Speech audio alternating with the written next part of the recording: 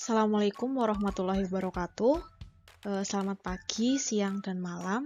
Perkenalkan, nama saya Diah dari tim KKN PPM UGM Unit Karimun Jawa Kemujan. Dalam video ini, saya akan sedikit berbagi informasi tentang vaksin COVID-19. Seperti telah kita ketahui bersama, pandemi COVID-19 ini berdampak pada berbagai aspek seperti aspek kesehatan, ekonomi, dan sosial masyarakat. Sebenarnya COVID-19 itu apa sih? Nah, COVID-19 merupakan suatu penyakit menular yang disebabkan oleh coronavirus 2 atau disebut dengan SARS-CoV-2. Atau mungkin Bapak, Ibu, dan teman-teman semua biasa menyebutnya coronavirus. Sebenarnya coronavirus ini merupakan suatu kelompok virus yang dapat menyebabkan penyakit pada hewan maupun manusia. Nah, coronavirus ini ada beberapa jenis yang telah diketahui, misalnya dapat menyebabkan infeksi saluran napas pada manusia mulai dari batuk, pilek, hingga yang lebih serius seperti MERS dan SARS. Nah, untuk COVID-19 ini sendiri disebabkan oleh jenis baru atau temuan coronavirus jenis baru yang disebut dengan SARS-CoV-2. Virus ini dapat ditularkan lewat droplet, yaitu partikel air yang berukuran sangat kecil dan biasanya keluar saat batuk ataupun bersin.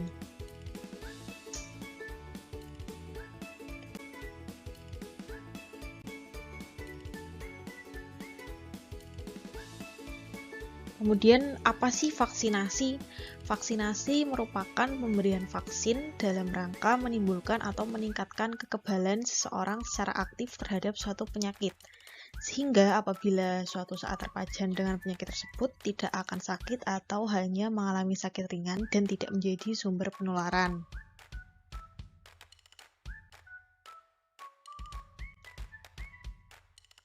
Vaksin sendiri merupakan suatu produk biologi yang berisi antigen berupa mikroorganisme atau bagiannya, atau juga bisa zat yang dihasilkannya yang telah diolah sedemikian rupa sehingga aman, yang apabila diberikan kepada seseorang akan menimbulkan kekebalan spesifik secara aktif terhadap penyakit tertentu. Di sini disebutkan vaksin dapat berupa mikroorganisme, misalnya vaksin dari virus. Nah, pertanyaannya, kalau vaksin dari virus itu disuntikan ke kita, apa malah tidak nanti kita jadi sakit COVID? Nah, tentu saja tidak. Karena apa? Karena virus dalam vaksin ini itu sudah dilemahkan ataupun sudah diinaktivasi sehingga aman digunakan.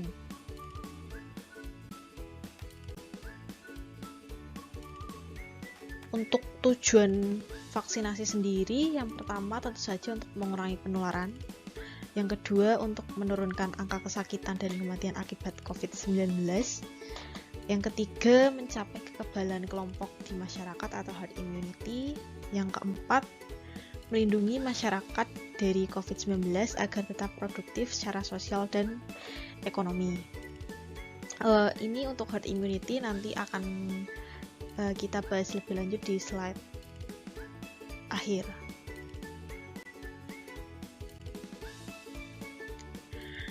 Dan apakah vaksin COVID-19 adalah obat? Jawabannya adalah bukan. Vaksin bukan merupakan obat.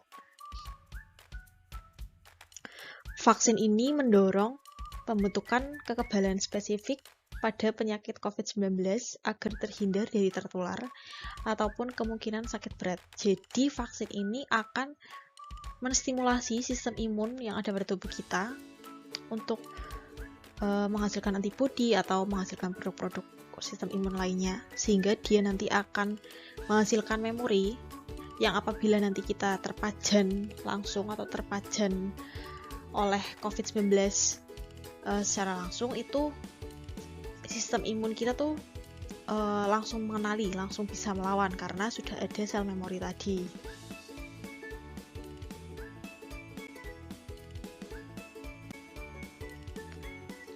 Untuk vaksin COVID-19 ini disuntikan sebanyak 2 kali dalam rentan jarak penyuntikan 14 hari hingga 28 hari. Ini sesuai dengan dosis yang sudah dianjurkan. Dan pertanyaannya, apakah vaksin COVID-19 aman? Tentu saja jawabannya ya, karena vaksin yang diproduksi massal itu sudah melewati berbagai proses yang panjang dan tentunya harus memenuhi syarat utama, antara lain yaitu aman, ampuh, stabil, dan efisien. Untuk aspek keamanan sendiri, ini dipastikan melalui beberapa tahapan uji klinis dan menjunjung tinggi kaidah ilmu pengetahuan, sains, dan standar-standar kesehatan. Pemerintah tentu hanya menyediakan vaksin COVID-19 yang sudah terbukti aman dan lolos uji klinis serta sudah mengantongi izin dari Badan POM. Selanjutnya yaitu manfaat vaksin. Telah disinggung sebelumnya, yaitu untuk memberikan perlindungan agar tidak tertular atau sakit berat akibat COVID-19.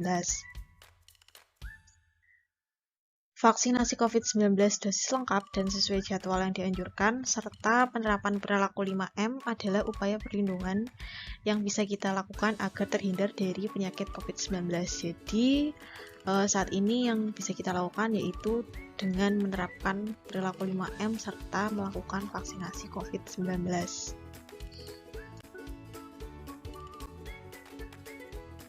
Nah, kita singgung kembali 5M. Mungkin juga sudah diterapkan oleh Bapak Ibu dan teman-teman semuanya. Tapi di sini saya mengingatkan kembali. 5M itu ada yang pertama memakai masker. Nah, sekarang dianjurkan double ya maskernya. Yang luar itu masker kain, yang dalam masker medis. Kemudian yang kedua adalah mencuci tangan dengan sabun dan air mengalir atau hand sanitizer. Yang ketiga menjaga jarak. Yang keempat menjauhi kerumunan, dan yang kelima adalah mengurangi mobilitas. Nah, selanjutnya kita akan sedikit membahas tentang herd immunity atau kekebalan kelompok. Nah, sebenarnya apa sih herd immunity ini? Mungkin juga sudah banyak didengar di berita ataupun di sosial media, ini sudah sering dibahas ya. Jadi herd immunity merupakan suatu situasi di mana sebagian besar masyarakat terlindung atau kebal terhadap penyakit tertentu.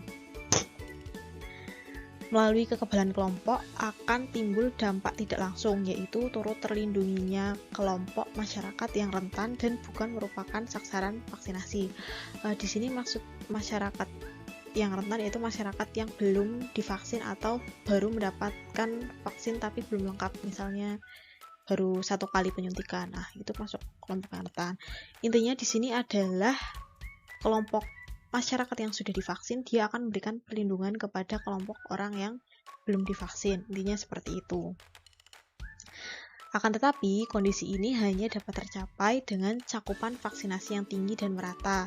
Jadi, herd immunity ini bisa tercapai jika rasio kelompok yang divaksinasi jauh lebih besar dari kelompok masyarakat yang belum divaksinasi.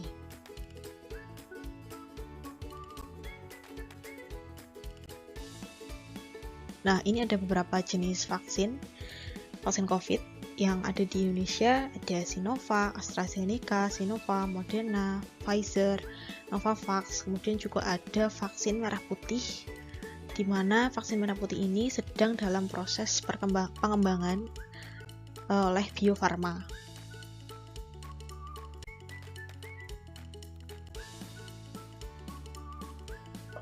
Selanjutnya kita akan membahas KIPI, yaitu kejadian ikutan pasca imunisasi.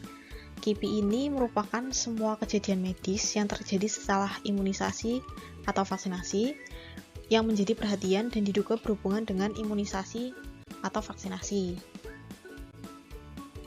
Nah, reaksi apa sih yang mungkin terjadi setelah vaksinasi COVID-19? Secara umum ada 2 reaksi, yaitu reaksi lokal atau di tempat penyuntikan. Yang kedua ada reaksi sistemik. Nah, untuk reaksi lokal sendiri ini bisa terjadi nyeri, kemerahan, pegal, bengkak. Kemudian untuk reaksi sistemik bisa terjadi demam, nyeri otot seluruh tubuh, nyeri sendi, badan lemah, mual, dan sakit kepala.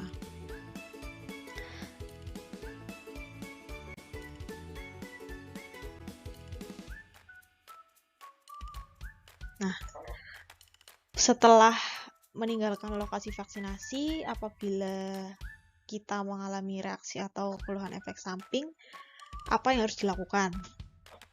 Yang pertama adalah tetap tenang. Jika terjadi reaksi seperti nyeri, bengkak, atau kemerahan di tempat suntikan, kompres dengan air dingin pada tempat suntikan tersebut. Kemudian jika terjadi demam, kompres atau mandi dengan air hangat, kemudian juga perbanyak minum air putih dan istirahat.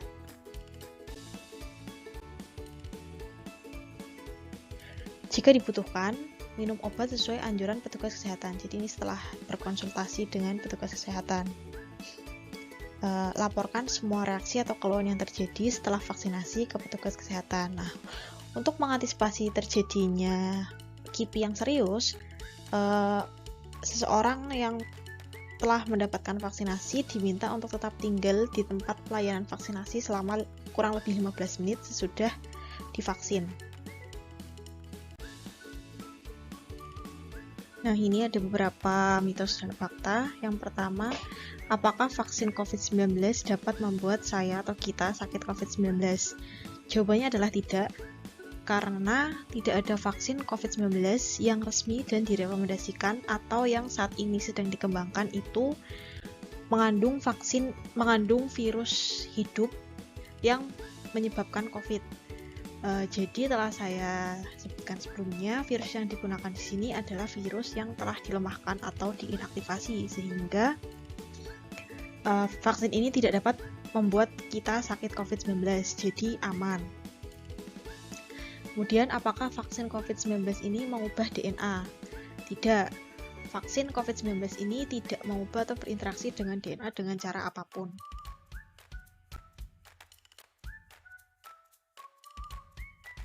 Kemudian selanjutnya, apakah vaksinasi melindungi saya dari sakit COVID-19?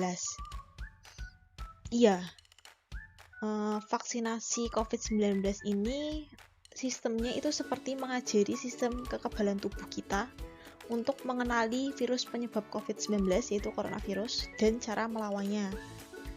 Sehingga apabila nanti kita benar-benar terpajan oleh virus tersebut, sistem imun kita itu sudah mengenali dan siap untuk melawan, sehingga diharapkan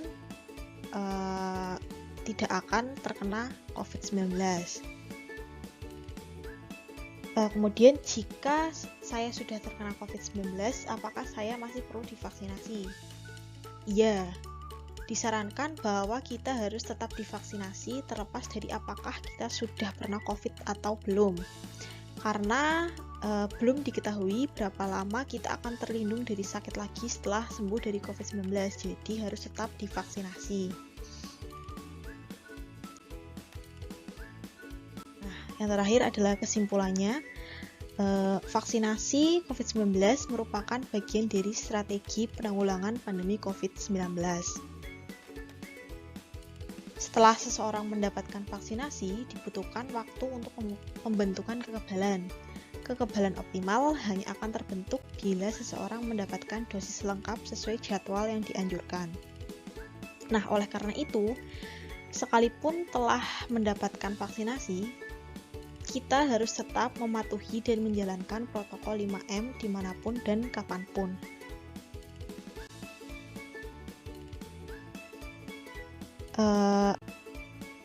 Mungkin sekian yang bisa saya sampaikan. Maaf apabila ada salah-salah kata dan kekurangan. Terima kasih sudah menyimak sampai akhir. Wassalamualaikum warahmatullahi wabarakatuh.